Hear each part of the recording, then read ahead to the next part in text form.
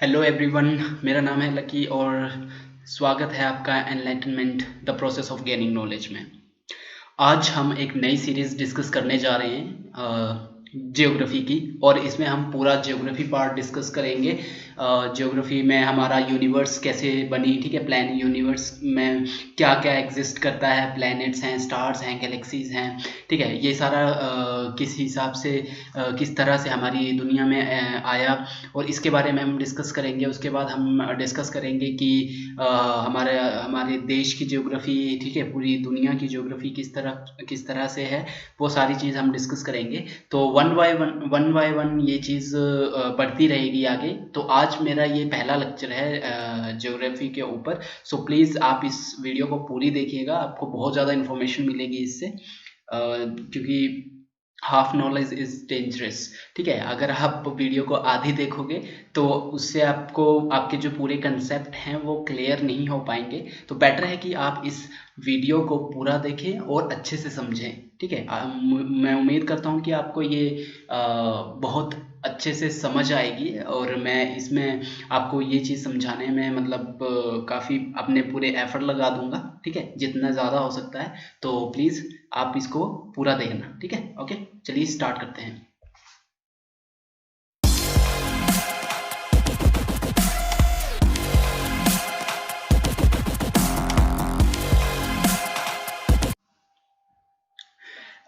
Universe के दो lecture हैं, पार्ट 1 और पार्ट 2 में मैंने इसको डिवाइड किया हुआ है, ठीक है। तो आज हम पार्ट 1 डिस्कस करेंगे। यूनिवर्स है क्या, ठीक है। तो यूनिवर्स है जिसमें कि एवरीथिंग एग्जिस्ट, जैसे मतलब कि कुछ भी हो, टीनिएस्ट पार्टिकल से लेकर बड़े बड़े प्लैनेट्स हैं, सन हैं उसमें, ठीक है, गैलेक्टिक मेगा क्लस्टर्स हैं। तो वो सारा जो हमारा आता है वो हमारा इसमें यूनिवर्स में आता है, ठीक है। गैलेक्टिक मेगा क्लस्टर हो गए, फिर टीनिएस्ट सब एटॉमिक पार्टिकल्स हो गए, ये सारा हमारा यूनिवर्स में आता है। और अगर हम साइंटिस्ट के अकॉर्डिंग उनकी माने, तो साइंटिस्ट का मानना है कि जो हमारी जो पृथ्वी है, हमारी जो दुनिया है, यूनिवर्स है, उसकी जो एज है वो लगभग 13 बिलियन ईयर्स मतलब उसको हो चुके हैं। 13.79 बिलियन ईयर्स ओल्ड है साइंटिस्ट के अकॉर्डिंग। ये 2015 का डेटा है। तो उसके अकॉर्डिंग हमारी जो यूनिवर्स है वो 13.79 बिलियन ईयर्स ओल्ड है, ठीक है। मतलब रफली आप 13 बिलियन ले सकते हो इसको। और हमारी यूनिवर्स में नंबर ऑफ गैलेक्सीज है, नंबर ऑफ गैलेक्सी, बहुत सारी गैलेक्सीज है हमारी, ठीक है। इसमें जिसमें कि हमारी मिल्की वे जो है, जिस गैलेक्सी में हम रहते हैं वो उसका नाम है milky way. Milky way is one such Galaxy, ठीक है। गैलेक्सी अब होती क्या है, गैलेक्सी के बारे में हमें ये चीज़ पता होनी चाहिए कि गैलेक्सी होती क्या है, ठीक है। ये तो हमें पता है कि मिल्की वे में हम स्टे कर रहे हैं, लेकिन गैलेक्सी होती क्या है तो उसको हम डिस्कस करेंगे। Galaxy is a collection of million और billions of stars and planet. मतलब कि गैलेक्सी जो है वो एक कलेक्शन है, एक मतलब ग्रुप है जिसमें कि मिलियंस और बिलियंस ऑफ स्टार्स और प्लैनेट जो होते हैं वो हेल्ड टुगेदर है, मतलब एक साथ हैं वो, ठीक है। और इसका जो है वो एक ग्रेविटेशन, ये किसके जरिए है, ये एक ग्रेविटेशन पुल के जरिए है, ठीक है। ग्रेविटेशनल पुल के जरिए ये held together by gravitational pull. ये जुड़े किस वजह से हैं, ग्रेविटेशनल पुल की वजह से ये एक दूसरे से जुड़े हुए हैं, और एक बहुत ही ज़्यादा मतलब बड़ा एक गैलेक्सी बनाते हैं। मैं आपको आगे पिक्चर दिखाता हूँ इसकी। और मिल्की वे जो है ये एक, इसको हम हिंदी में आकाशगंगा भी कहते हैं, आपने सुना होगा कहीं पे, ठीक है। तो इसको आकाशगंगा भी हम कहते हैं। आकाशगंगा इसलिए कहते हैं क्योंकि मिल्की वे जो है वो देखने में एक रिवर की तरह है, जैसे मतलब ये जो चल रही है एक पॉइंट से दूसरे पॉइंट तक एक नदी की तरह चल रही है, तो इसीलिए इसको आकाशगंगा कहते हैं, ठीक है। ये आकाश की गंगा है, तो मिल्की वे इसको इंग्लिश में कहते हैं और आकाशगंगा हिंदी में कहते हैं। और मिल्की वे के जो पास में एक गैलेक्सी है उसको हम एंड्रोमेडा गैलेक्सी कहते हैं, एंड्रोमेडा गैलेक्सी, ठीक है, एंड्रोमेडा गैलेक्सी कहते हैं, जो कि मिल्की वे के बिल्कुल नियर में है। और ये जो एंड्रोमेडा गैलेक्सी है ये स्पाइरल गैलेक्सी है, ठीक है। स्पाइरल गैलेक्सी मतलब इस तरह से, इस तरह से, ठीक है। स्पाइरल गैलेक्सी इस तरह से है। ये रही हमारी मिल्की वे गैलेक्सी। ये देखो, ये यहाँ से, जैसे यहाँ से स्टार्ट हो रही है तो यहाँ पे इस तरह से ये एक नदी बना रही है, ऐसे जैसे नदी चल रही है कोई, है ना, तो उस तरह से ये चल रही है। ये है मिल्की वे हमारी, ठीक है। और ये रही एंड्रोमेडा गैलेक्सी। ये देखो मैंने कहा था ना कि ये इस तरह से बनती है, इस तरह से स्पाइरल गैलेक्सी, इसको स्पाइरल गैलेक्सी कहते हैं। ये एंड्रोमेडा गैलेक्सी है, ठीक है, इस तरह से बनती है ये, ठीक है। दूसरा इसके बाद है हमारा कि स्टार्स क्या होते हैं। स्टार्स यूनिवर्स के बाद, जैसे कि गैलेक्सी हमने पढ़ लिया, ठीक है। अब उसके बाद हम स्टार्स के बारे में देखेंगे। स्टार्स क्या होते हैं, ये आपको पिक्चर दिख रही होगी। स्टार्स सभी ने देखे हैं, ठीक है। रात को जैसे जो हमारे स्काई में जो चमकते हैं, ठीक है, स्टार्स, उन्हें स्टार्स कहते हैं। स्टार्स क्या है, स्टार्स हैं ल्यूमिनस हेवनली बॉडीज, मतलब कि बहुत ही भारी, जिसमें कि बहुत ज़्यादा गैस भरी होती है, ठीक है। Luminous heavenly bodies which have their own light and other radiant energy are called stars। मतलब कि जिसके पास अपनी खुद की लाइट होती है और खुद की एनर्जी होती है, उसे हम स्टार्स कहते हैं। जैसे कि अगर हम प्लेनेट की बात करें तो प्लेनेट में अपनी लाइट नहीं होती है, ठीक है, वो किसी स्टार की वजह से चमकते हैं, मतलब उनमें जो लाइट आती है वो किसी स्टार की वजह से, स्टार का इफेक्ट होता है वो प्लेनेट के ऊपर। जैसे कि हम अपना स्टार, एक एग्जांपल ले सकते हैं, सन एक स्टार है, ठीक है। जैसे उसकी खुद की लाइट होती है और खुद की एक एनर्जी होती है, ठीक है, बहुत ज़्यादा एनर्जी होती है और इसमें, ठीक है, तो ये एक स्टार होता है। स्टार्स के इफेक्ट कैसे होते हैं, जैसे, ठीक है, स्टार इफेक्ट्स लोग, कि अगर मान लो स्टार अभी इनिशियली अभी नया है, ठीक है, अभी मतलब उसका वो एक बोर्न हुआ है, तो वो इनिशियली क्या होगा, रेड होगा विद लो टेम्परेचर, ठीक है। उसमें जो होगा वो टेम्परेचर बहुत कम होगा और वो देखने में रेड दिखेगा हमें, ठीक है। उसके बाद जब वो थोड़ा मतलब बड़ा होगा तो उसमें जो होगी एनर्जी भी काफ़ी बढ़ेगी और वो टेम्परेचर भी बढ़ाएगा अपना, और येलो दिखेगा हमें, दिखने में येलो हो जाएगा वो, ठीक है। और लास्ट में फिर वो जब उसमें बहुत ही ज़्यादा टेम्परेचर आ जाएगा, बहुत ही ज़्यादा मतलब एनर्जी आ जाएगी, तो वो हमें दिखने में ब्लू दिखेगा, ठीक है। ये एक मैंने स्टार्स का एक लाइफ साइकिल बताया है यहाँ पे। जैसे इनिशियली जो होता है वो एक नेबुला होता है। ये नेबुला क्या होता है, क्लाउड ऑफ डस्ट, ठीक है, कि मतलब कि बहुत सारी डस्ट है, गैसेस हैं यहाँ पे, और ये बंटा हुआ है इस तरह से बंटा हुआ है, ठीक है। और जैसे जैसे ये कंडेंस होगा, कॉन्ट्रास्ट होगा, ठीक है, ये जैसे कंडेंस होगा तो दो तरह की पोजीशन हो सकती है। या तो ये एक प्रोटोस्टार बनेगा, ठीक है, विद मतलब कि उसका जो मास होगा वो बहुत कम होगा, ठीक है, और उसको हम प्रोटोस्टार कहते हैं। जब किसी स्टार जो देखने में थोड़ा छोटा लगता है, छोटा होता है वो उसका मास, तो हम उसे प्रोटोस्टार कहते हैं, ठीक है। जैसे ये नेबुला से ये कंडेंस हुआ, इसकी जो गैसेस वगैरह हैं ये कंडेंस हुई, तो ये एक प्रोटोस्टार बना। उसके बाद और कंडेंस होगा ये, ठीक है, उसके बाद ये और कंडेंस होगा, और उसके बाद ये एक मास स्टार बनेगा। इसमें मतलब कि एनर्जी काफी ज्यादा होगी, तो ये फिर से कॉन्ट्रास्ट होगा, ठीक है, और ये एक रेड जाइंट में बन जाएगा, ठीक है। फिर उसके बाद ये एक तरह से फिर से और ज्यादा कॉन्ट्रास्ट होगा, और ये नेबुला, ये अपना क्या बोलते हैं, प्लैनेटरी नेबुला बन जाएगा, प्लैनेटरी नेबुला, ठीक है। और उसके बाद ये फिर अगेन क्या होगा, ये कंडेंस होता जाएगा, कंडेंस होगा और एक बहुत ही ज्यादा हाई एनर्जी प्रोड्यूस करेगा, और इसको हम कहते हैं व्हाइट ड्रॉप, ठीक है, जो बिल्कुल जिसमें बहुत ही ज्यादा एनर्जी होती है, मतलब बहुत ही हीट होता है, टेम्परेचर होता है, और उसमें उसको हम व्हाइट ड्रॉप कहते हैं। अब ये व्हाइट ड्रॉप क्या होगा कि ये धीरे धीरे कूल होगा, ठीक है। जैसे ये नेबुला था, फिर प्रोटोस्टार बना, प्रोटोस्टार से ये और कंडेंस हुआ, फिर ये एक स्टार की रेंज में आ गया, फिर उसके बाद ये धीरे कॉन्ट्रास्ट हुआ और ज़्यादा, फिर ये नेबुला वाला मतलब एक रेड जाइंट बन गया, ठीक है। उसके बाद ये और कॉन्ट्रास्ट होगा, ये नेबुला, प्लैनेटरी नेबुला बनेगा, और इसके बाद ये कंडेंस होगा फिर से, ठीक है, कंडेंस होगा तो ये एक व्हाइट ड्रॉप बन जाएगा, ठीक है। व्हाइट ड्रॉप बनने के बाद मतलब कि इसमें बहुत ज़्यादा एनर्जी है। अब ये जो एनर्जी होगी वो धीरे धीरे लो होगी, धीरे धीरे कम होगी, कूल होता जाएगा ये धीरे धीरे, और जब ये पूरा कूल हो जाएगा तो ये एक ब्लैक ड्रॉप में कन्वर्ट हो जाएगा, ठीक है, ब्लैक ड्रॉप में, मतलब इसकी एनर्जी जो होगी वो पूरी खत्म हो जाएगी, एक तरह से ये स्टार जो होगा वो खत्म हो जाएगा, ठीक है, इसकी डेथ हो जाएगी, ठीक है, तो ये ब्लैक ड्रॉप बन जाएगा। और दूसरा केसेस में क्या होता है कि जब एक नेबुला होगा,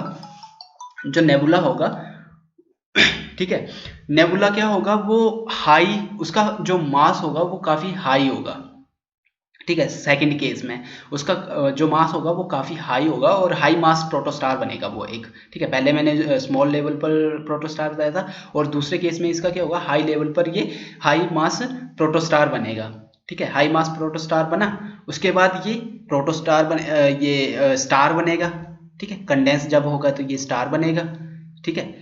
जब स्टार बना उसके बाद ये फिर कॉन्ट्रास्ट होगा और एक सुपर जायंट बन जाएगा, सुपर जायंट स्टार बन जाएगा, ठीक है। मतलब कि इसकी जो एनर्जी है वो कॉन्ट्रास्ट हो रही है, खींच रही है बाहर की तरफ, ठीक है। और एनर्जी बहुत ज़्यादा है इसमें, तो ये एनर्जी छोड़ रहा है बाहर की तरफ, ठीक है। कॉन्ट्रास्ट हुआ, सुपर जायंट बन गया। उसके बाद एक सुपरनोवा होगा, जब इसमें एनर्जी बहुत ज़्यादा हो जाएगी तो इसमें एक एक्सप्लोजन होगा, मतलब सुपरनोवा एक्सप्लोजन होगा, ठीक है। बहुत ज़्यादा एनर्जी आ जाती है जब किसी में, तो वो एक सुपरनोवा बन जाता है और उसमें एक्सप्लोजन के बहुत ज़्यादा मतलब चांसेस रहते हैं। और जब ये जाइंट सुपर जाइंट बन जाएगा तो एक्सप्लोजन होगा, सुपरनोवा एक्सप्लोजन होगा, जिसकी वजह से दो चीज़ निकल सकते हैं, या तो न्यूट्रॉन स्टार बन सकता है, ठीक है, या फिर क्या होगा, ये एक ब्लैक होल बन जाएगा, ठीक है। या तो न्यूट्रॉन स्टार बन जाएगा सुपरनोवा एक्सप्लोजन से, या फिर एक ब्लैक होल बन जाएगा। ये दो केसेस हो सकते हैं, ठीक है। तो ये इस लाइफ साइकिल को प्लीज़ आप जरा थोड़ा ध्यान से एक बार दोबारा देख लीजिएगा, अगर आपको समझ नहीं आया है तो दोबारा देख लीजिएगा, ठीक है। उसके बाद हम डिस्कस करेंगे कॉन्स्टलेशन। कॉन्स्टलेशन क्या होता है? कॉन्स्टलेशन अगर आपने देखा होगा, जैसे कि पुराने टाइम में जो नेविगेशन होती थी वो कॉन्स्टलेशन के जरिए ही मतलब इन आकृतियों के जरिए ही नेविगेशन का पता चलाया जाता था। जो नेवल होते थे हमारे, जो जहाज़ों में सफ़र करते थे, ठीक है, तो वो इसी के जरिए अपना पता लगाते थे, अपनी डायरेक्शन का पता लगाते थे, क्योंकि उनके लिए काफ़ी हेल्पफुल होती थी कॉन्स्टलेशन का जो पार्ट होता है ना, उनके लिए काफ़ी हेल्पफुल होता था।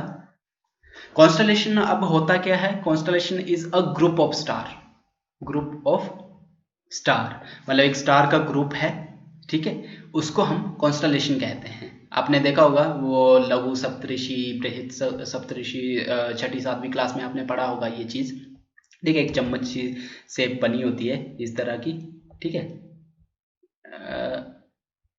इस तरह की शेप बनी होती है एक, ठीक है। तो उसको हम क्या कहते हैं, ठीक है, वो जो है हमारे, वो एक कॉन्स्टलेशन है, कॉन्स्टलेशन का पार्ट है, ठीक है।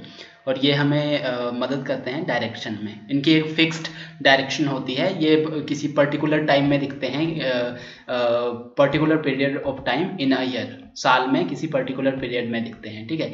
ये इसके कुछ एग्जाम्पल हैं, ये हो गया Orion, Big Dipper, Great Bear, Cassiopeia, ठीक है, ये कुछ इसके एग्जाम्पल हैं। तो और इसमें जो उर्सा माइनर, जैसे उर्सा माइनर मैंने अभी बताया, लघु सप्तऋषि, एंड उर्सा मेजर बृहद सप्तऋषि, ठीक है, ये हमें दिखते हैं early night during summer, summer के दिनों में दिखते हैं हमें अर्ली नाइट में। और ये जो ओरियन हो गया, ठीक है, और बिग डिपर वगैरह हो गए, ये हमें दिखते हैं लेट नाइट में, लेट नाइट में, ठीक है। और ये कैसियोपिया दिखता है हमें विंटर में, विंटर में दिखता है कैसियोपिया, ठीक है, कैसियोपिया विंटर में दिखता है।